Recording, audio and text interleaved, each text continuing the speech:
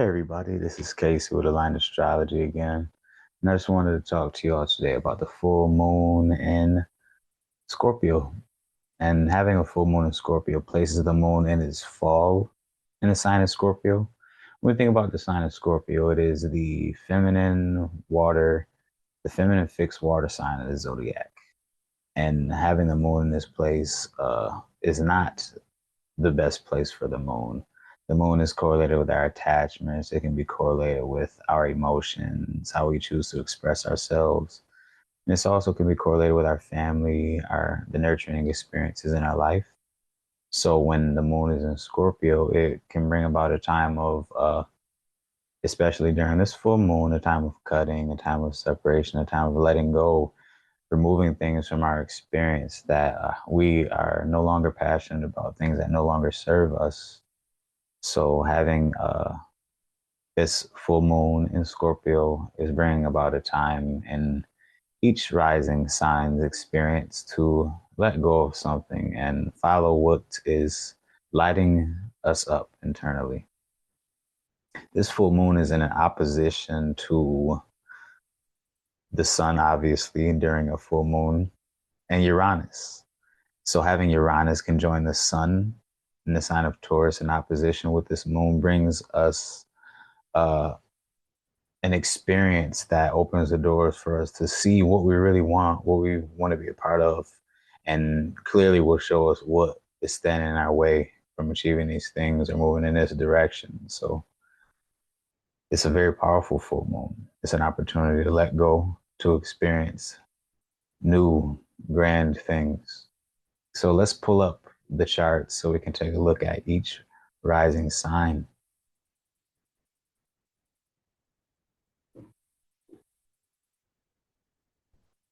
Just share the screen with us real quick.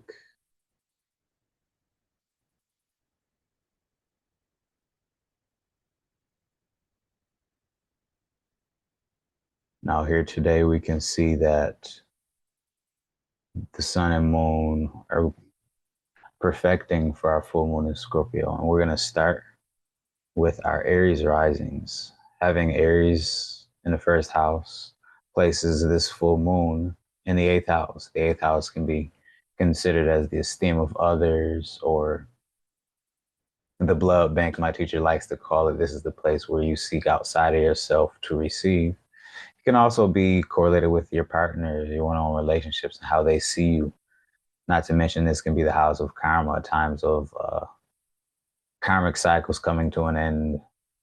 So when we think about this full moon in rulership by Mars, Mars is in Leo in the fifth house. So having a Mars ruled full moon in the eighth house can bring awareness to our relationships, our romantic relationships, and how we choose to express ourselves in them. What do we need to let go of? How do we need to express ourselves to be seen differently in our relationships?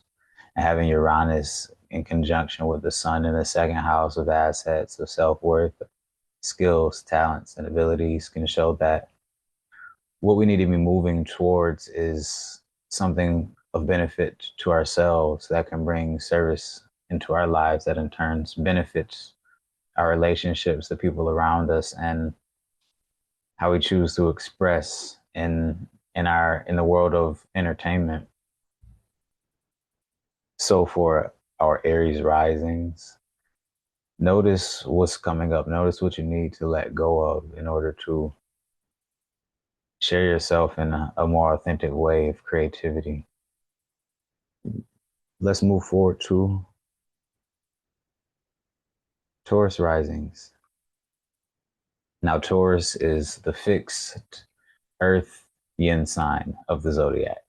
And all of the fixed signs are going to be experiencing this full moon in Scorpio a little bit stronger because it's going through the angular houses, the first house, fourth house, seventh, and the 10th. These are the angular houses where the experience can be more prominent in our lives. So when we think about Taurus in the first house, it is experiencing this full moon across the first house, seventh house axis. Now, the seventh house is correlated with one on one relationships. And when we think about full moons, A lot of the times we think about culmination points or endings.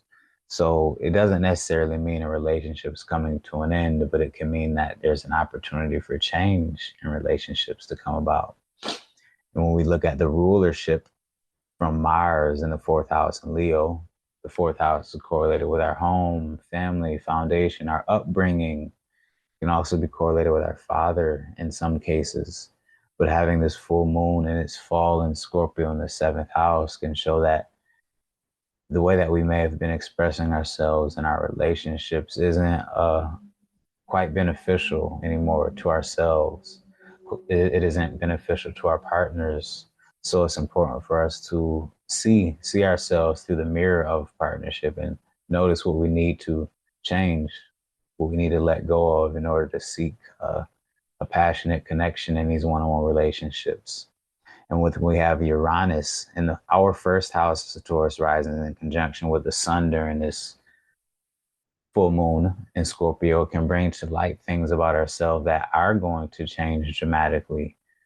What leaf are we turning over in order to share ourselves in a more independent way in these relationships to kind of take the lead and show our partners, our connections, what we need, so that way we can be more clear in these connections. Let's move forward and let's check out our Gemini risings.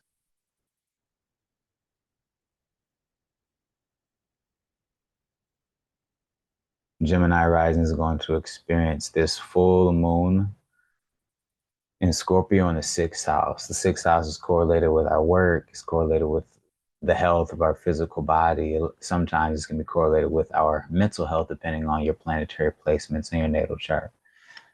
But this house is the house of daily work. So it's like a time of letting go of the things that we do on a daily basis, where the changes coming in, what are we being seen for in our acts of service now? When we look at that Mars and rulership over this full moon in Scorpio can show that our day-to-day experiences and what we're seeing for on a daily basis may be changing. We may need to let go of something in order to take on some sort of new servitude to share ourselves with the people around us and our connections. Having Uranus in the 12th house along with the sun can be illuminating our mind, our subconscious mind, and making a dramatic change towards how we want to be seen and what we want to share. It's important to point out in this case, when we think about the 12th house, which is ruled by Taurus, we want to look to the domicile ruler, which is Venus. And Venus is in a trine aspect to that Mars, which rules this moon. So when Venus and Mars come in a conjunction, come into an aspect, in this case, it's a trine aspect, which is a very supportive aspect that carries the energy of Jupiter. Trine aspect between Venus and Mars can show that the lovers are coming in a connection. So through the community that you may be connecting with Gemini risings, you may find a connection that opens the door for you to begin to share yourself in a new way in your day-to-day experiences. What are you learning about yourself, man? What skills, talents, and abilities are you cultivating in order to learn how to provide a new service to a community, through a connection that you're becoming a part of? For Gemini risings, now let's check out our Cancers. As a Cancer rising, this full moon in Scorpio is moving to the fifth house. Fifth house of creativity, it can be entertainment, all things creation, like your creative abilities, your artistic abilities can be correlated with your children, your romantic relationships. So this full moon, this time of letting go, very challenging time of letting go, depending on where your natal placements are. With this fall and moon in Scorpio, it's not always a bad thing, though. When we think about having a fallen moon in Scorpio, it's like necessary change that you can't really miss because the fire's burned out. When we think about having Mars in the second house of our skills, our talents, and abilities, it's like letting go of the things that we've been holding on to tightly and focusing on the things that are lighting us up inside, allowing us to share our our innate skills, our talents, in order for benefit benefit to share with the people around us. When we think about having that sun and Uranus conjunction in the 11th house. It can be a community that is bringing to light these opportunities for us to share. Where can we stand out? And just speaking once again to that Venus trine Mars from our 10th house to our second house of skills, talents, and abilities, this full moon of creativity can show where we can stand up in front of people in our career, our public role, and share ourselves, our skills, our talents, and abilities in order to be seen for our passions and to share authentically. So this is just the time of letting go, so that way the world can see you for who you are, Cancer risings. Let's move forward. Let's look at our Leo risings. Leo risings are experiencing this full moon in Scorpio in the fourth house. Fourth house correlated with our foundation, our home. Family can also be dad, in traditional Hellenistic astrology. As a Leo rising with Mars moving through the first house, Mars can be taking initiative in life for the self, by the self, as the self. And Mars and Leo is the star of the show taking initiative. When we look at the sun in the 10th house with Uranus, it can be something, a dramatic change in career, in public role. And it all starts at home. What are we letting go of at home? What are we letting go of behind the scenes in order to share ourselves in a new way in the public for Leo risings? This is all correlated around taking care of ourselves at home so we can be who we need to be publicly. We'll go ahead and take a look at Virgos. Virgo risings experiencing this full moon in Scorpio in the third house. The third house is our day-to-day experiences. And when we think about the third house, this is considered to be the joy of the moon in traditional astrology. So although the moon is in its fall in the sign of Scorpio, it's in its planetary joy in the third house. So this brings about new positive change in this case in regards to the day-to-day experiences, connections with the people that you see on a daily basis, the places that you frequent daily. It's time to experience change in these different environments. When we look at Mars, the ruler of this moon, it's moving through the 12th house. So there can be a lot of things coming up to surface from the subconscious mind, more clarity coming in regards to what needs to change. How do you need to be seen? It can be all wrapped around moving somewhere new or having new skills that you may have learned. When we think about Uranus and the sun in the ninth house, when Uranus and the sun come together, it's a something being born anew, a new innovative experience that you just cannot pass up. And when we think about the ninth house of long distance travel, maybe moving somewhere else, like we said, or learning something new of higher initiative, it's usually something that's correlated with schooling, like college, can be also correlated with astrology or religious affiliation. So what's changing in your system of belief or the things that you identify with or value highly that's altering your day-to-day experience or changing the way that you just think innately for Virgo risings? Notice where this change is coming up in your experience.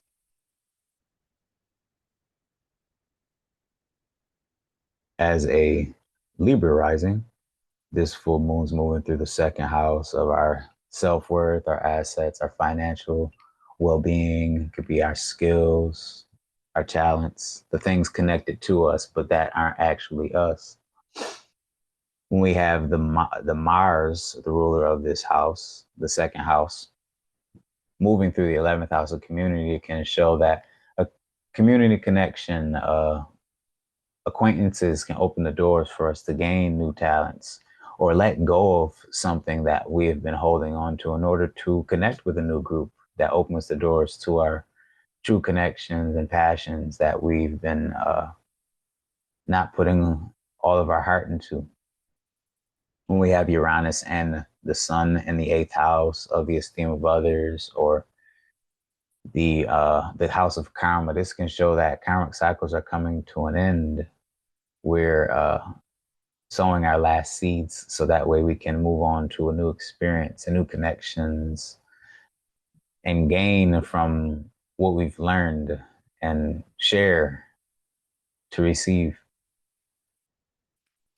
For Libra risings, this connection is going to be coming from when we think about that as a Libra rising, when we think about Venus in the seventh house, this is one-on-one relationships or one-on-one partnerships, and this trine aspect between that Venus and Mars from the seventh house of intimate relationships to the community connections can show that there can be a one-on-one connection that opens the doors for all of these things. How our partner sees us to lead us to what we want to move towards. What are we passionate about in order to connect with and grow from, in order to share for our Libra risings?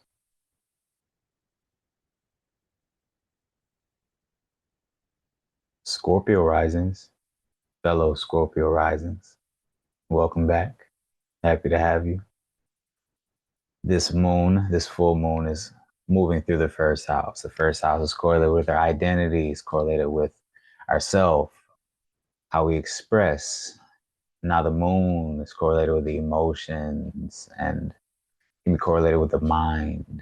And when the moon is full, moving through the first house, it can be a reinvention, a rejuvenation, a letting go of old ways of being, old attachments, in order to express in a way that feels more in alignment, more authentic to the now. As a Scorpio rising, Mars moving through the 10th house rules the first house of expression, and it gives us the opportunity to express ourselves in the public eye in a more authentic, comfortable way. So having the Sun and Uranus moving through the seventh house of one-on-one relationships can show that we are transforming the way we choose to share ourselves intimately with the people around us. How are we communicating? How are we connecting? What's changing in order for us to operate differently in our one-on-one relationships that in turn shows the public who we are in a more authentic manner. Scorpio risings.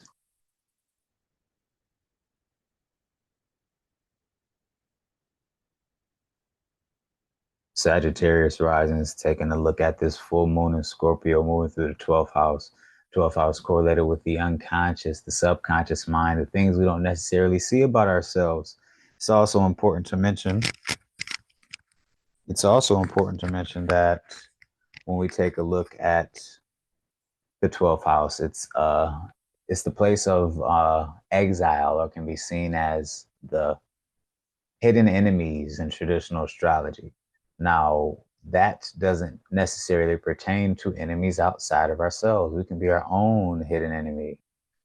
So when we look at the ruler of the the ruler of the 12th house, Mars moving through the ninth house, correlated with our long distance travel or our higher learnings, this can show that the things that we're moving toward, the things that we're learning about, can be bringing things of clarity up from the surface of our mind, things that we weren't necessarily aware of ourselves that we're passionate about.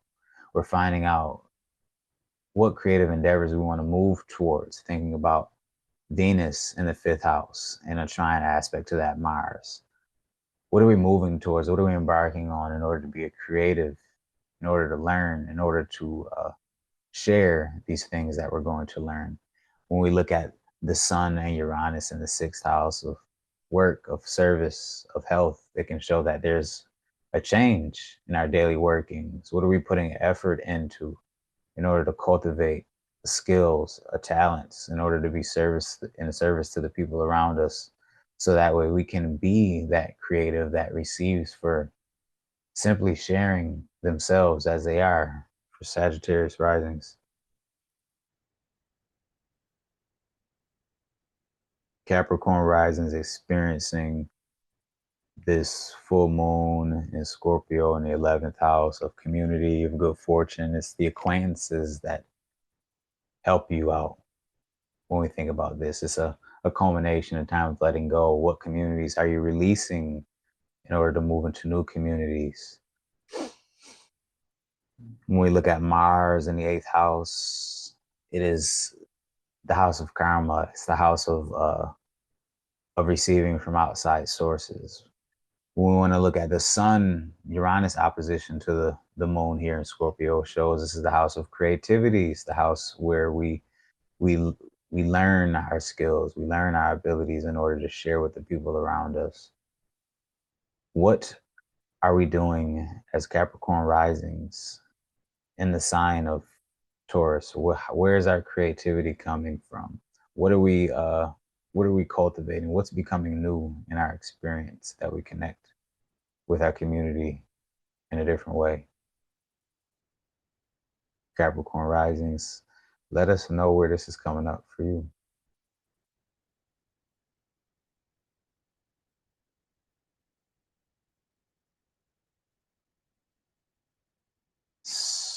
Here's Aquarius rising, experiencing the full moon in Scorpio in the 10th house. This is our career and our public role.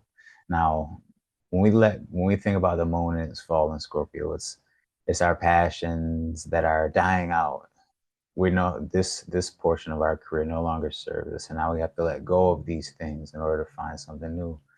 And this can come through our one-on-one relationships. Mars in a sign of Leo opens the doors for new connections, connecting with somebody that shows you the way into a new experience. I don't want to do this job anymore. Maybe I want to go do something else. And that connection, that intimate relationship opens the doors to you finding that light, that internal light that guides you towards a new drive, a new passion. And it's important to note that through your daily workings with that Venus and trine aspect to Mars, your day-to-day experiences and connections with the people that you're seeing on a daily basis is what's going to open the door for you to begin to learn what it is that's time to change. Aquarius risings. Let's see where this one comes up for you. Seems like it's all going to start at home with that Uranus in the fourth house. Big changes at home going to lead to transformations in career.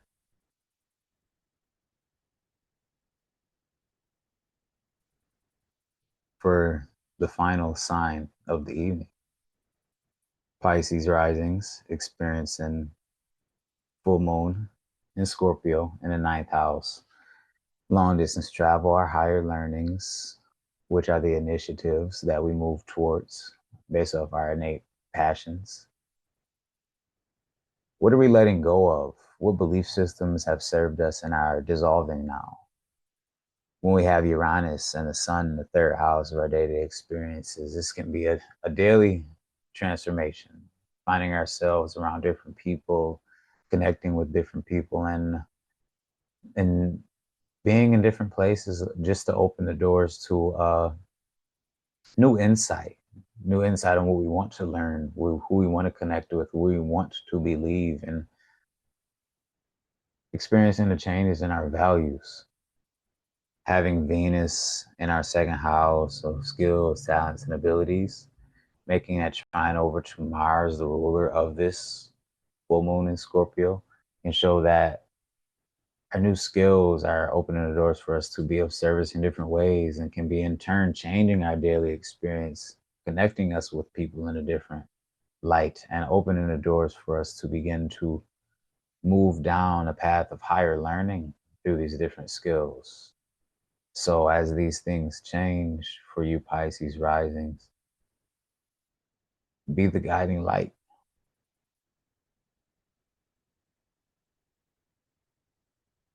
This brings an end to our horoscopes for the 12 signs for our Scorpio full moon.